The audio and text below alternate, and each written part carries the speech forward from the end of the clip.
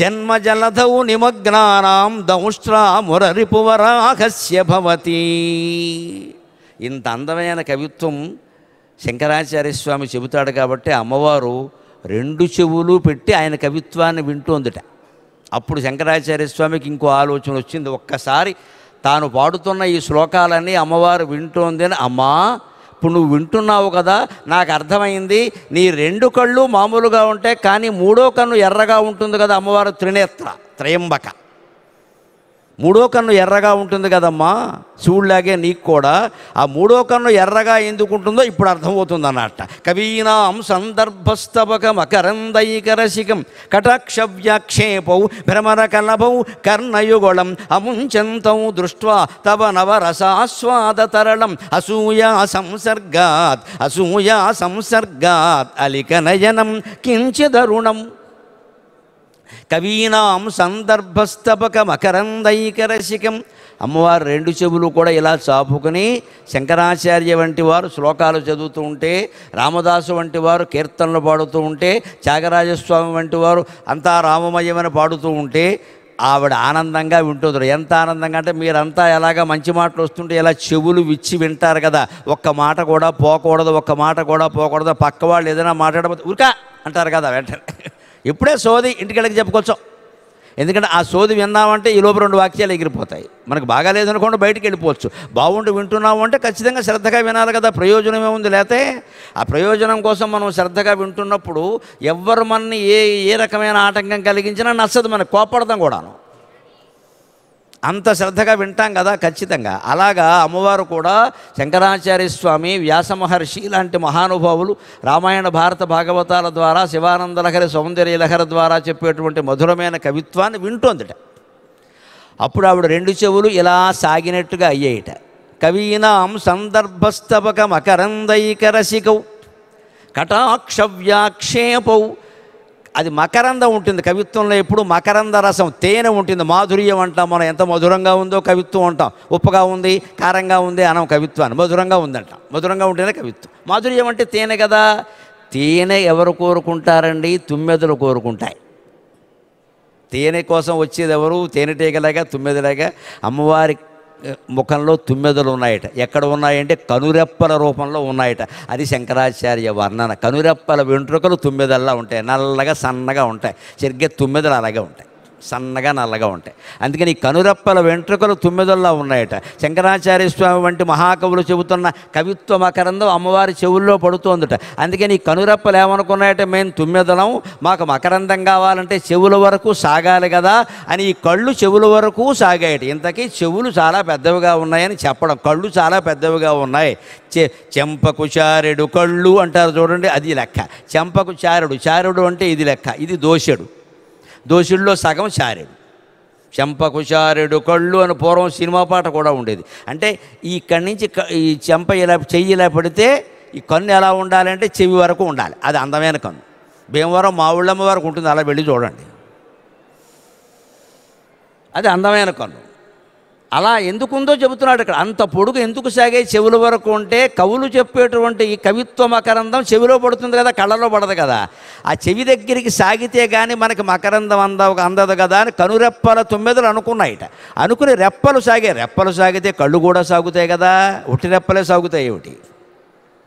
రెప్పల వెంట్రుకలు సాగితే రెప్పలు సాగుతాయి, రెప్పలు సాగితే కళ్ళు కూడా సాగుతాయి. అప్పుడు ఒక చిత్రం జరిగిందిట. రెండు కళ్ళు సాగితే ఇలా చెవి వరకు వెళ్ళిపోతే ఈ మధ్యలో మూడో కన్ను ఉందిగా, దానికి అసూయ వచ్చిందిట. ఒకే డిపార్ట్మెంట్లో పనిచేస్తున్న వాడికి ఒకడికి జీతం పెంచి ఇంకో ఇద్దరికి పెంచకపోతే రాదు, మరి మేమంతా సమానంగా పనిచేసాం, నాకు ఎందుకు ఇవ్వలేదంటాడు. కళ్ళు అన్నాక అన్నీ ఒకటే కదా. రెండు కళ్ళునేమో చెవుల వరకు చేరిపోయాయి. మూడో కంటకి అసూయ వచ్చి అనుకుందరు, అక్కడికి వెళ్ళా ఏమిటి, ఏం పని అనుకుందట. అక్కడ కవిత్వపు మకరందాన్ని ఆస్వాదిస్తున్నట్టుగా తెలిసి తను కూడా సాగుదామని ప్రయత్నించారు. అది సాగదు, ఎందుకంటే ఈ రెండు కళ్ళు అడ్డంగా ఉంటాయి, ఇది నిలువుగా ఉంటుంది. పైగా అది సాగడం కోసం తెరుచుకుంటే ప్రమాదం, అందులోంచి అగ్ని వస్తుంది, మొత్తం ప్రపంచం ప్రళయం అయిపోతుంది. అమ్మవారు నువ్వు సాగడానికి వీల్లేదో, నీ ఉద్దేశం వేరు. ఆ రెండు కళ్ళు అలా సాగచ్చు, తెల్లగా ఉంటాయి, అడ్డంగా ఉంటాయి, నువ్వు ఎర్రగా ఉంటావు, నీ తలకాయ అగ్ని సాగితే అలాగే ప్రపంచం నాశనం అయిపోతుంది, నా బిడ్డలు నాశనం అయిపోతే నేను చూస్తూ ఊరుకుంటానా, నువ్వు సాగడానికి వీలు లేదంటే ఆ కంటికి అనిపించిందిట, ఈ 2 కళ్ళకి పట్టిన అదృష్టం నాకు పట్టలేదు కదా అని ఆ 3వ కన్ను ఎర్రగా మారిందిటమ్మా. అది శంకరాచార్య కవిత్వం, అది శంకరాచార్య కవిత్వం. ఏం చెప్పాలి మహానుభావుడు గురించి.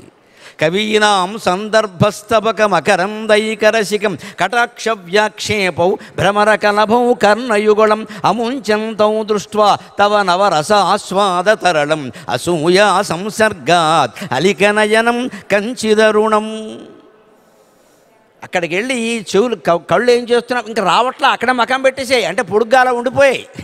ఇప్పుడు కాటుకు పెట్టుకోవాలంటే ఇలా పెట్టుకోవాలన్నమాట. ఓ కాటిక బరిని 2 రోజుల్లో అయిపోతుంది. అందుకని ఇలా పెట్టుకుంటే చూసి ఈ 3వ గంటకు అసూయ ఇచ్చిందిరే, పోనీ వెడితే వెళ్ళే రావచ్చుగా. ఈ మనుషుల లక్షణాలనే దేవతలకు కూడా ఆపాదించి రసవత్తరమైన మాటలు చెప్పడమే మహాకవిత్వం అంటారు. అందులో శంకరాచార్యను మించిన వారు లేరు. ఆయన ఇంతకీ ఈ కవిత్వం ఎలా వచ్చిందో చెబుతున్నారు ఇప్పుడు. ఏ దేవి దయ వల్ల ఈ కవిత్వం వచ్చిందంటే, తవ స్తన్యం మన్యే ధరణిధర కన్యే హృదయత పయ పారావార పరివహతి సరస్వతమివ. తవ స్తన్యం మన్యే ధరణిధర కన్యే హృదయత పయ పారావార పరివహతి సరస్వతమివ. దయాపత్యా దత్తం ద్రవిడ శిశు ఆస్వాద్యతవయతు. దయాపత్యాదత్తం ద్రవిడ శిశుర ఆస్వాద్యతవయతు. కవీనాం ప్రౌఢానామజని కమనీయ కవయిత. పూర్వం నుంచి కూడా భారతదేశంలో ఒక లక్షణం ఉందండి. ఈ మధ్య బాగా తగ్గింది, కానీ ఇదివరకు ఉండేది. భోజమహారాజు కాలం నుంచి కూడా మహారాజుల ఆస్థానంలో ఉత్తరాది కవులకు ఉన్నంత ప్రాధాన్యం దక్షిణాది కవులకు ఉండేది కాదు. ఇవి ఉంటాయి, ప్రాంతీయమైన భేదాలు ఇవి సృష్టి ప్రారంభం నుంచి ఉంటాయి. ఏం చేస్తుంది దానికి ఉంటాయి, ఎక్కడ డామినేషన్ అక్కడ. కానీ ఇవాళ మనం సంతోషించాల్సింది ఏమిటి అంటే, 10 ఏళ్లుగా కేంద్ర ప్రభుత్వం మారిన తర్వాత కనీసం 7-8 ఏళ్లుగా పద్మశ్రీ వంటి పురస్కారాలు మారుమూల ఉన్న సామాన్యులకు అందుతున్నాయండి. మనం సంతోషించాలి. ఎవరి ప్రతిభను గురించి వారు డబ్బా కొట్టుకోవలసిన అవసరం లేదు. ఇప్పుడు నీ ప్రతిభను నువ్వు ప్రదర్శించు చాలు, అది చేరేవాడికి చేరుతుంది. అది అమ్మవారు చూసుకుంటుంది. ఎందుకంటే మనం 6 అడుగులు ఎత్తు కూడా లేవు, ఆవిడ 90 అడుగులు ఉందండి, చూసుకుంటుందండి. మొత్తం ప్రపంచానికి అమ్మేస్తుంది. ఎవరికి చెప్పాలో వాళ్ళకి చెప్పేస్తుంది, ఒరే అబ్బాయి వీడిని చూసుకోవాలి. మనం ఏం చేస్తాం, ఇక్కడ 6 అడుగులు కూడా లేవు, ఇక్కడ 90 అడుగులు ఉంది ఆవిడ. పైగా అది పంచలోహ విగ్రహం. మొత్తం ఎంతమందికైనా చెప్పొచ్చు. బంగారం కొందరికి ఇష్టం, వెండి కొందరికి ఇష్టం, పంచలోహాలు అంటే అన్నీ ఉంటాయి. ఎటు పంచేంద్రియాలతో ఉండే ఏ మనిషికైనా ఆవిడ చెప్పేయగలదాం. పంచలోహాల సమ్మేళనం కదా, మానవులు కూడా సమ్మేళనమే కదా మనస్తత్వం. ఎటువంటి మనస్తత్వం ఉన్నవాడికైనా వాసవిదే ఓసారి చెవిలో చెప్పేసి మా వాడి సంగతి చూడరా అంటే అంతే, మర్నాటికి మనం ఖాయం సన్మానం. అది ఎలా వెళ్ళిందంటే మనకు తెలియదు, మనం కోరకూడదు. దండం పెట్టుకోవడమే నాకు తెలియదమ్మా, నన్ను కాపాడు, ఆవిడ చూసుకుంటుంది. అదే చెబుతున్నాడు ఇక్కడ. పూర్వం కూడా భేదం ఉండేదండి కొంచెం. కాళిదాసు, మీరు మహాకవుల పేర్లు సంస్కృతంలో వినండి. భవభూతి, మయూరుడు, బాణుడు అంతా ఉత్తరాది వాళ్ళే.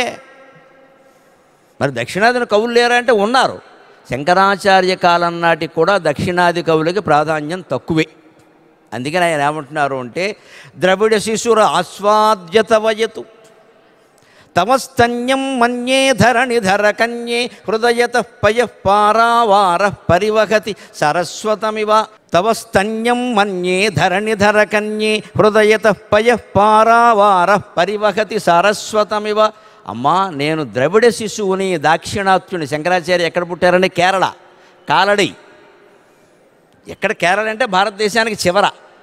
ఆయన కాశ్మీర్ వెళ్ళి సర్వంజపీఠాన్ని అధిరోహించాడు. అది ఎక్కడ, ఆ చివర. ఈ చివరి నుంచి ఆ చివరి వరకు ఏ వాహనాలు లేని రోజుల్లో కేవలం పాదయాత్ర చేసి యావత్ భారతదేశాన్ని తాత్వికంగా ఏకం చేసిన జగద్గురువు శంకరాచార్య. ఇంత పాదయాత్ర చేసిన ఆయన బతికింది 32 ఏళ్ళు. ఇంత చేస్తే ఈ పాదయాత్ర చేస్తూనే, అన్ని దేవాలయాలు దర్శిస్తూనే, ఎక్కడ దేవాలయం ఉన్నా దేవుడి మీద స్తోత్రం చెబుతూనే మొత్తం 153 రచనలు చేశారమ్మా. 153, 72 స్తోత్రాలు, 57 ప్రకరణ గ్రంథాలు, 24 భాష్యాలు.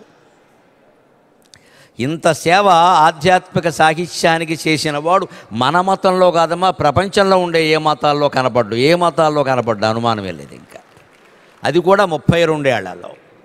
ఓ 70 ఏళ్ళు బతికాడా ఏమన్నానా, అందులో 10 ఏళ్ళు బాల్యంలోనే గడిచిపోతుందా.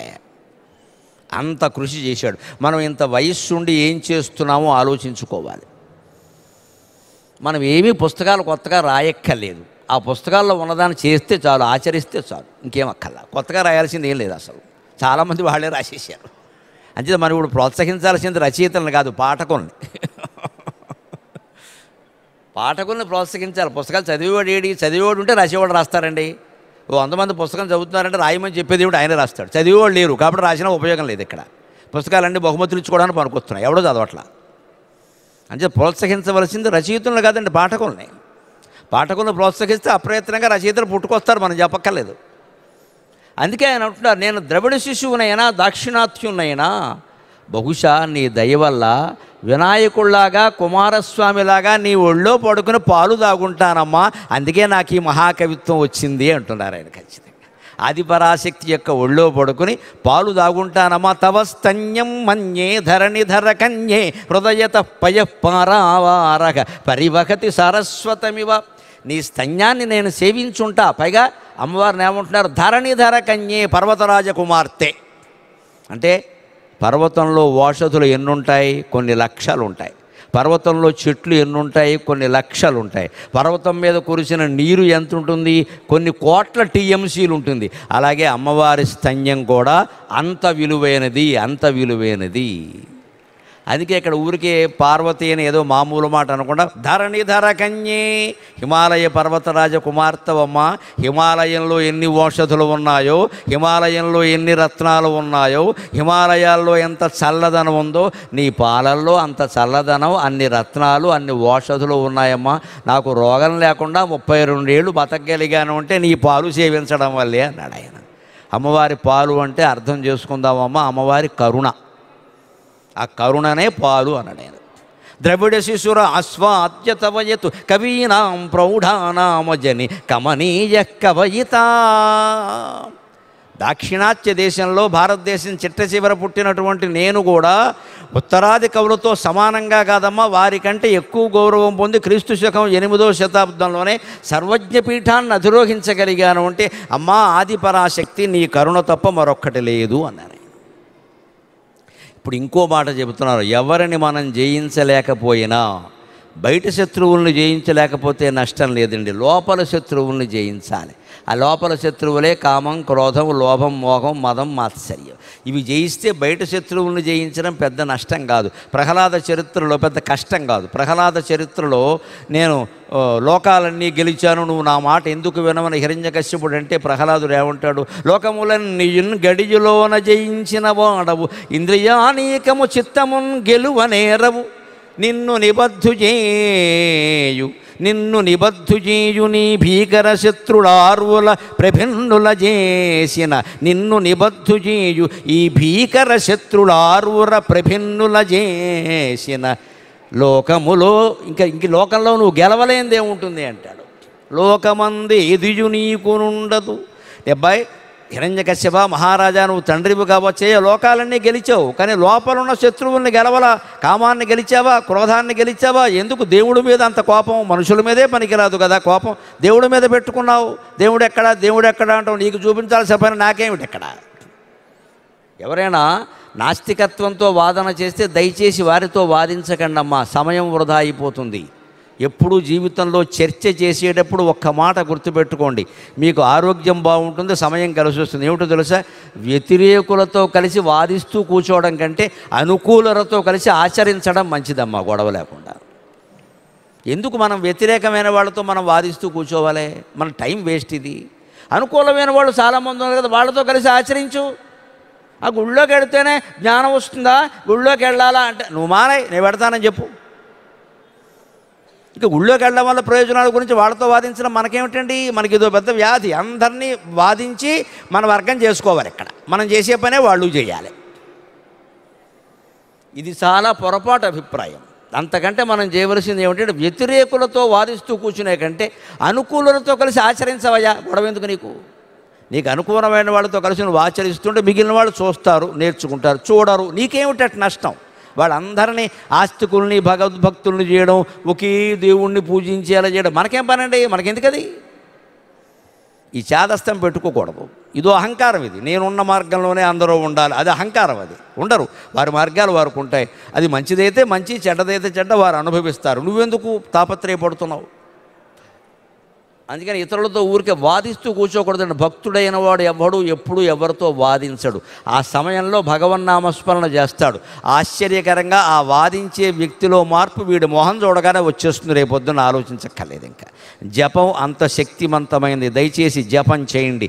నేను ప్రతి ప్రవచనంలో చెబుతున్నా, పొద్దున్న అరగంట, సాయంత్రం అరగంట మీ ఇంట్లో మీరే మీకు నచ్చిన చోట కూర్చుని నమ శివాయ, నమ శివాయ, నమ శివాయ, నమో నారాయణాయ, నమో నారాయణాయ, నమో నారాయణాయ, శ్రీమాత్రే నమః, శ్రీమాత్రే నమః, శ్రీమాత్రే నమః. ఏదో ఒక నామాన్ని మనస్సులో స్మరించండి. అరగంట సేపు మనస్సును నియంత్రించి భగవన్నామం మీద పెట్టండి. 6 నెలల్లో మీ ఇళ్లల్లో అద్భుతాలు జరుగుతాయమ్మా, అద్భుతాలు జరుగుతాయి, సందేహమే లేదు. మీ జీవితమే మారిపోతుంది. నేను ఇదివరకు మనిషినేనా అనుకుంటారు. ఖచ్చితంగా అంత మార్పు వస్తుంది, అంత మార్పు. దారిద్ర్యం పోతుంది, రుణబాధలు పోతాయి, పిల్లలతో, భర్తతో, భార్యతో, ఎవరితో సమస్యలు ఉండవు, అపూర్వమైన ఆరోగ్యం వస్తుంది, మనశ్శాంతి ఉంటుంది. భగవన్నామస్మరణ, జపం అంత గొప్పవి. అన్నిటికంటే అది గొప్పది. అది చెయ్యాలి. ఆ సమయం దానికోసం వాడాలి. కానీ ఎవడో గొట్టంగాడితో కూర్చొని వాదిస్తూ కూర్చోవడం మనకేమిటండి? వాడిని మార్చడం మనకేమిటిది? మన సమయం వృధా అయిపోతుంది ఇక్కడ. అందుకని ఎప్పుడు వ్యతిరేకులతో కలిసి వాదిస్తూ కూర్చోవడం కంటే అనుకూలతో కలిసి ఆచరించడం చాలా మంచిది. అంచేత మన అంతఃశత్రువులనే మనం గెలిచే ప్రయత్నం చెయ్యాలి. దానికి ఉపాయం ఏమిటో చెబుతున్నాడు. పరాజయితుం రుద్రం ద్విగుణ శరగర్భం గిరిసుతే నిషంగం జంఘేతే విషమ విశిఖో బాఢమకృత యదగ్రే దృశ్యంతే దశశరఫలా పాదయుగళి నకాగ్రచ్ఛద్మానక నకాగ్రచ్ఛద్మానక సురమకుట శాణైకనిక శాఖ. మన్మధుడు శివుడు తపస్సు చేస్తూ ఉండగా పార్వతీదేవి మీద ఆయనకి వ్యామోహం కలిగించాలనే ఉద్దేశంతో బాణాలు వేసాడు. పురాణ కథ మనకి తెలుసున్నది. కానీ శివుడు లొంగలేదు. శివుడా మజాక లొంగకపోగా ఏం చేశాడు? ఒక్కసారి లోపలికి చూసి అసలు ఎవడు ఊరికే నన్ను బాధపడుతున్నాడు ఇక్కడ? ఎందుకంటే ఈయన తపో విరామ సమయంలో కళ్ళు తెరిచాడు. అమ్మవారు అక్కడ ఉంది, 16 ఏళ్ల అమ్మాయి. మామూలు వాళ్ళని చూస్తేనే కొంతమందికి ఒళ్ళు తెలియదు అసలు. ఇక అమ్మవారి సౌందర్యాన్ని చూశాక ఒళ్ళు తెలుస్తుంది. ఆవిడ సౌందర్య లహరి. ఆవిడను చూడగానే వేరే భావన శివుడి మనస్సులో కూడా కలిగింది. కలగగానే ఎవరమ్మాయి నువ్వు, బాగున్నావే అంటూ పలకరింపులు మొదలెట్టేసేటప్పుడు ఇంకా ఎస్ఎంఎస్లు ఆ రోజుల్లో లేవు కాబట్టి కుదరలేదు, అంతే. వాట్సాప్ అన్నీ లేవు. అమ్మవారికి అది కావాలి. అసలు ఆ సేవ చేసే ఉద్దేశమే ఆయన చేసుకుందామని చేస్తోంది ఈవిడ. ఆయన చేసుకుందామనే చేస్తోంది. అందుకని ఆయన వల్ల పడ్డం ఈవిడికి కావాలి. ఆవిడ సంతోషిస్తోంది ఆవిడ. కానీ శివుడు 3వ కన్ను కలిగిన వాడు. గమనించాలి, 3వ కన్ను అంటే జ్ఞాననేత్రం. ఆ జ్ఞాననేత్రం ఉన్నవాడు ఎప్పుడు తప్పు చెయ్యడు. తప్పుడు ఆలోచన వచ్చినా ఒక్కసారి తిరగేసి ఆలోచించుకుంటాడు. ఏమిటి నా మనసులో ఇలాంటి ఆలోచనలు వస్తున్నాయి ఏమిటి? ఎప్పుడు నలుగురిలో ఉన్నప్పుడు, 10 మందిలో ఉన్నప్పుడు మన చూపు మీద మనం జాగ్రత్త పడాలి. ఎవరికేసినా పొరపాటును చూసామంటే అపార్థాలు వస్తాయి. 10 మందిలో ఉన్నప్పుడు మన చూపు జాగ్రత్తగా చూసుకోవాలి.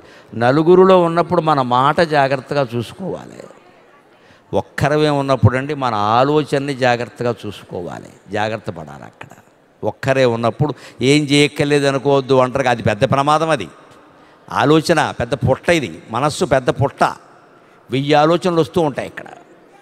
ఏం ఆలోచిస్తున్నాం అది కూడా ప్రమాదమే. ఎందుకంటే అదే ఆలోచిస్తూ పోతే కొన్నాళ్ళకి అది చేతల్లోకి వచ్చేస్తుంది. యద్భావం తద్భవతి, యద్భావం తద్భవతి. బాగా ఏ విషయమైనా ఆలోచించావు అంటే అది నువ్వు చేసి తీరతావు. ఇంకా వాడెవడో డబ్బు సంపాదించాడు, మనకేదో అసూయ వచ్చింది, ఇంకా సంపాదించాలి మాస్తమానం వాడి డబ్బు గురించి వాడి గురించే మాట్లాడుకున్నాం అనుకో, మన్నాడు మనం ఖచ్చితంగా ఎవడాస్తో కొట్టడానికి ప్రయత్నం చేసేస్తాం. ఎందుకంటే తీవ్రంగా ఆలోచించు ఆ విషయం, వదిలేయలేదు దాన్ని. అదే ఆలోచిస్తున్నావు. ఖచ్చితంగా మనసులో హత్యలు చేసేవాళ్ళు, మానభంగాలు చేసేవాళ్ళు ఇలాగే ఆలోచిస్తారండి. సరిగ్గా ఒకసారి ఆలోచన రావచ్చు ఎవరికైనా, వదిలేయమనండి, ఏమైనా సరే ఏమైనా సరే ఏమైనా సరే ఏమైనా సరే జైలుకి వెళ్ళాలి, అంతకంటే ఏం లేదు ఇక్కడ. ఏమన్నా పొడి చేస్తాడు. ఏమైంది? వాడు సుఖపడ్డాడు, వాడు పైకి పోయాడు, వీడు లోపలికి పోయాడు, 25 ఏళ్ళు బయటికి రాడు ఇంకా.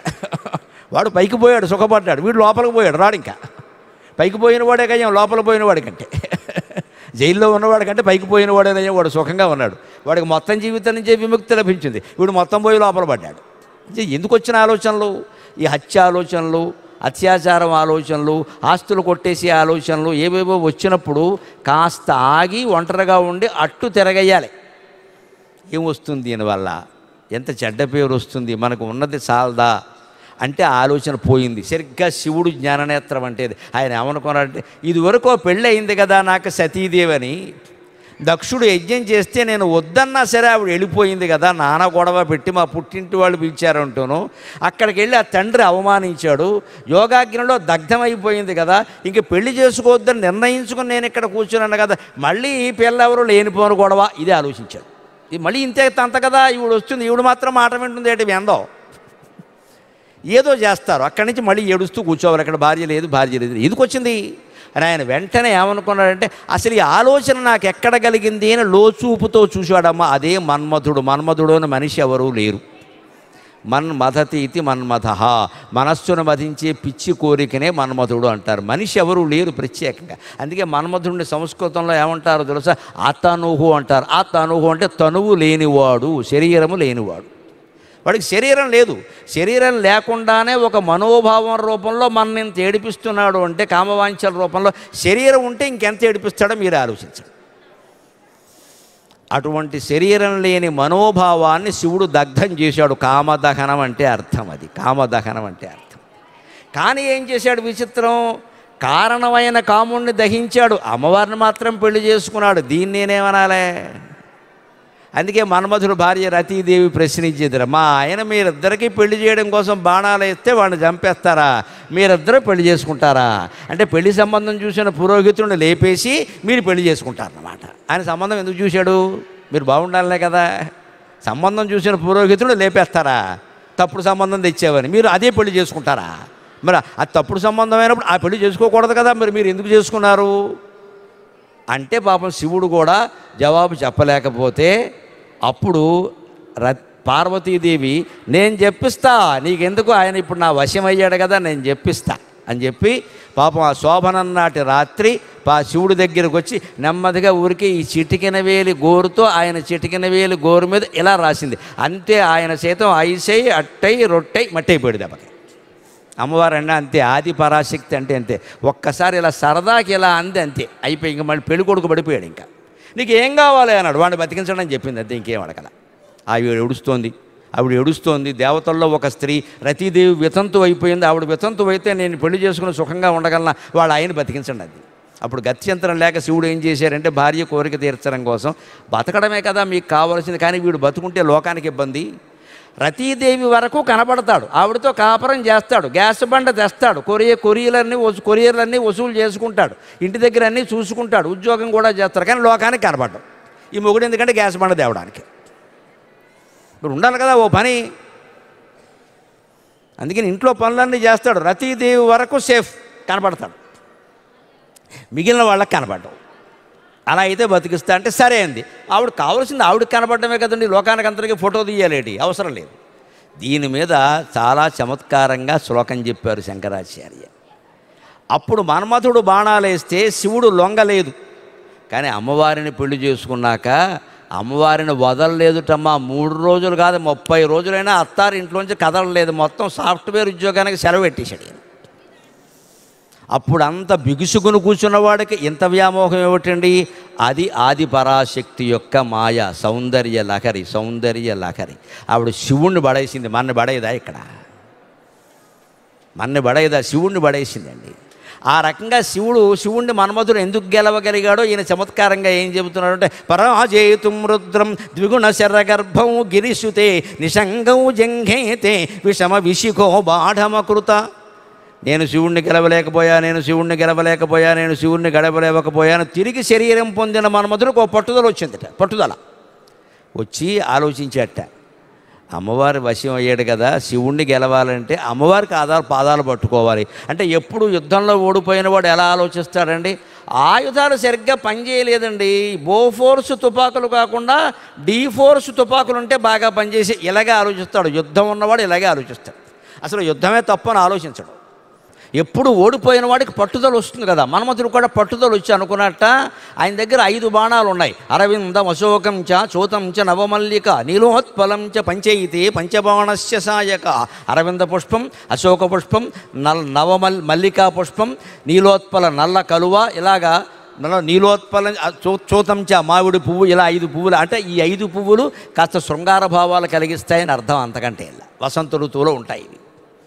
5 బాణాలు వాడేట ఆయన అనుకున్నట్ట. ఆ 5 బాణాలు సరిపోవు, 10 బాణాలు కావాలనుకున్నట్టు. అంటే ఆర్మీ స్ట్రెంగ్త్ పెంచడం, సైన్యం పెంచడం. అందుకని బుద్ధి మార్చుకుందామని ఆలోచించట్లా. ఆయుధాలు 5 సరిపోవు, 10 కావాలనుకున్నట్ట. అని ఏం చేసేట, అమ్మవారి పాదాల కేసు చూసేట. అమ్మవారి కాలి గోళ్ళు 10 ఉన్నాయండి. 2 కాళ్ళు కదా, 2 ఏదులు 10. ఆ గోళ్ళన్నీ పువ్వుల్లా ఉన్నాయట. అందుకని అమ్మవారి పాదాలు ఆశ్రయించేట. 10 బాణాలు అంటే అర్థం అది. నా 5 బాణాలు సరిపోలేదమ్మా శివుణ్ణి గెలవడానికి, అందుకని నాకు 10 బాణాలు కావాలి. నీ కాలి గోళ్ళు అచ్చం నా బాణాలలాగే చెక్కినట్టుగా అందంగా గోళ్ళు తీసుకుంటే ఎలా ఉంటాయండి? గోళ్ళు చాలా అందంగా ఉంటాయి. గోరుగల్లు పెట్టి జాగ్రత్తగా గోరు గుండ్రంగా తీసుకుంటే అర్ధచంద్రాకారంలో ప్రతి గోరు అందంగా ఉంటుంది. గోళ్ళు అందంగా ఉండాలంటే గోళ్ళ రంగు వేయకూడదు, అది మనకు నచ్చదు. గోళ్ళకి రంగు వేయడం అంటే గోళ్ళ అందాన్ని పోగొట్టుకోవడం. శుభ్రంగా స్నానం చేసిన వెంటనే ఒళ్ళంతా తుడుచుకోవడంతో పాటు గోళ్ళు కూడా సన్నటి గుడ్డతో శుభ్రంగా తుడిస్తే ప్రతి గోరు శుభ్రంగా ఉంటుందమ్మా. వేలి గోళ్ళు, కాలిగోళ్ళు అన్నీ బాగుంటాయి. మగ ఆడ అందరూ చేసి రూపాయి ఖర్చు లేదు. మనం ఏం చేస్తామంటే వాటికి మట్టి పట్టేలాగా అలా వదిలేసి అడ్డమైన చోట తిరిగి వచ్చి తర్వాత మాత్రం పైన రంగు వేస్తాం. మన బుద్ధి ఎంతసేపు కవరేజే తప్పితే వాస్తవం అక్కర్లేదు మనకి. దాన్ని కప్పేద్దాం. ఎంతకాలం కప్పుతావు నిజం తెలుసుకోవాలి. అబద్ధాన్ని కప్పేసి నిజాలు చెప్తే కుదురుతుందా? నిజమేదో చెప్పు. ఎంతకాలం కప్పుతావు దాన్ని? అలాగే గోడ రంగు వేయడం అంటే కప్పేయడం. గోటికి సహజంగా ఉండే కాంతిని కప్పేయడం. ఈ కృత్రిమత్వం నుంచే మనం బయటపడాలి. నిజంగా అమ్మవారి పాదాలు ఆశ్రయించాడు మన్మథుడు. ఈ 10 అందుకే ఈయన ఎలాగో బాణాలు అన్నాడు కాబట్టి బాణాలు ఎక్కడుంటాయి? అమ్మల పొదిలో ఉంటాయి. అమ్మవారి జంఘలు, పిక్కలు ఈ మోకాల దగ్గర నుంచి కింది వరకు అమ్మల పొదుల్లో ఉన్నాయట. అందుకని అది చెబుతున్నాడు సరిగ్గా. ఇవేమో అమ్ముల పొదుల్లా ఉన్నాయమ్మా, ఇవేమో సరిగ్గా అమ్ముల పొదుల్లా ఉన్నాయి. ఆ అమ్ముల పొదులకు బాణపు ములుకులు ఎక్కడుంటాయి? కింద భాగంలో ఉంటాయి. పైకి కుచ్చులు లాంటి భాగాలు ఉంటాయి, అంతే కదా. అందుకని సరిగ్గా ఆ అమ్ముల పొదులోంచి బయటకు వచ్చిన బాణాల ములుకుల్లాగా 10 గోళ్ళు కనపడుతున్నాయట. 5 బాణాలని 10 బాణాలు చేయాలని ఆవిడ పాదాలు ఆశ్రయించడం. పైగా మనకు తెలుగులో ఒక గొప్ప మాట, 5-10 చేయడం అంటే నమస్కారం పెట్టడం అండి.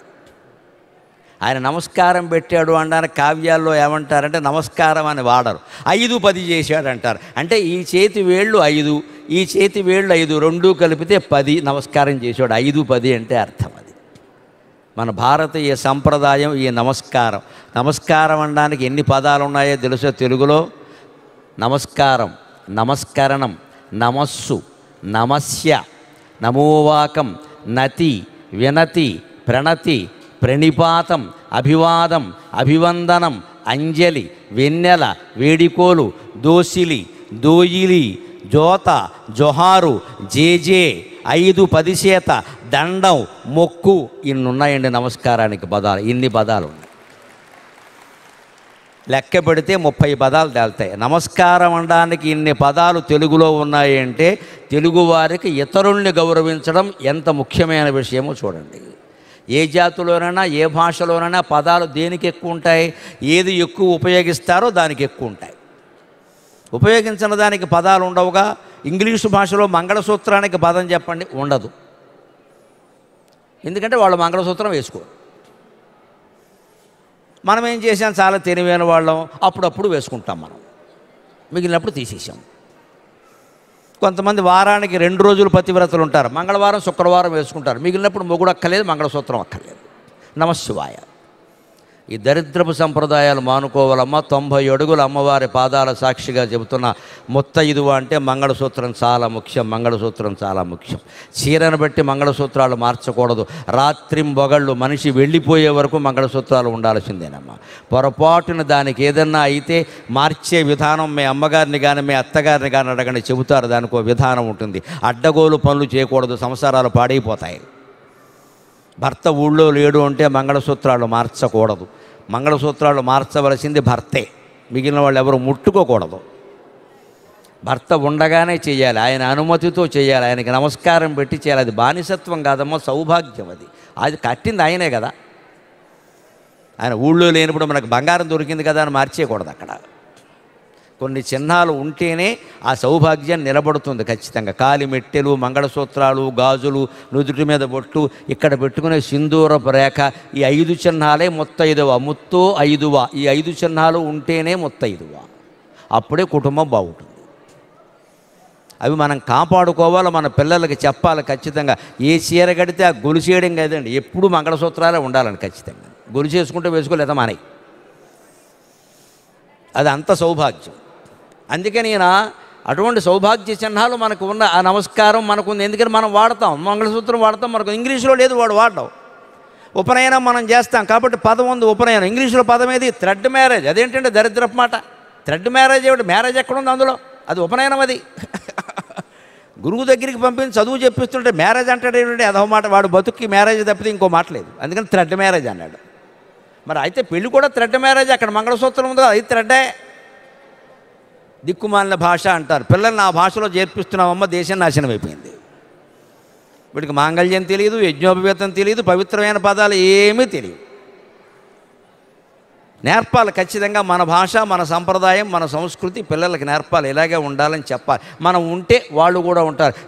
పిల్లలు మనం చెప్పినట్టు చెయ్యరు, మనం చేసినట్టు చేస్తారు. దయచేసి గమనించండి, మనం చేసినట్టు చేస్తారు.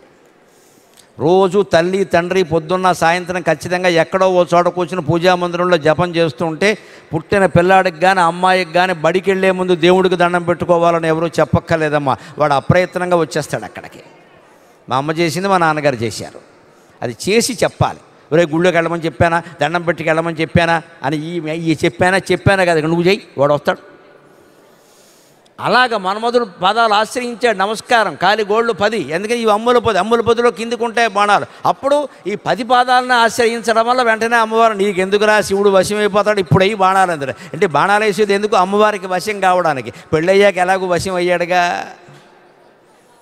పరాజయితుం రుద్రం ద్విగుణ శరగర్భం గిరిసుతే నిషంగౌ జంఘేతే విషమ విశిఖో బాఢమకృత.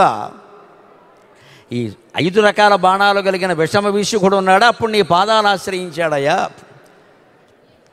యదగ్నే దృశ్యంతే దశశరఫలా పాదయుగళి నకాగ్రచ్ఛద్మానక సురమకుట శాణైక నికషాఖ. ఆ బాణాలు ఎక్కడ కనబడ్డాయంటే అమ్మవారి పాదాలు గోళ్ళే ఆ బాణాలుగా ఉన్నాయట. యదగ్రే దృశ్యంతే దశశరఫలాహ. అప్పుడు వాడు అనుకున్నాడు, నాకు ఇదివరకు 5 బాణాలు ఉండేవి, అమ్మవారి పాదాలు ఆశ్రయించడం వల్ల ఆవిడ కాలిగోడ రూపంలో 10 బాణాలు వచ్చాయి. ఈ జీవితాన్ని జయించడానికి కూడా వాసవీదేవి కాలిగోళ్ళు అనే 10 బాణాలు ఉపయోగిస్తాయమ్మా. 10 బాణాలు ఉపయోగిస్తాయి. కార్యవర్గం వారు మన అందరి అదృష్టం ప్రకారం అమ్మవారిని ఎంత ఎత్తులో పెట్టారు అంటే మనం కింద ఉన్నవాళ్ళం మిగిలిన అవయవాలు చూడలేకపోవచ్చు, తల ఎత్తాలి. కానీ పాదాలు చూడొచ్చునమ్మా, చాలా స్పష్టంగా చూడొచ్చు.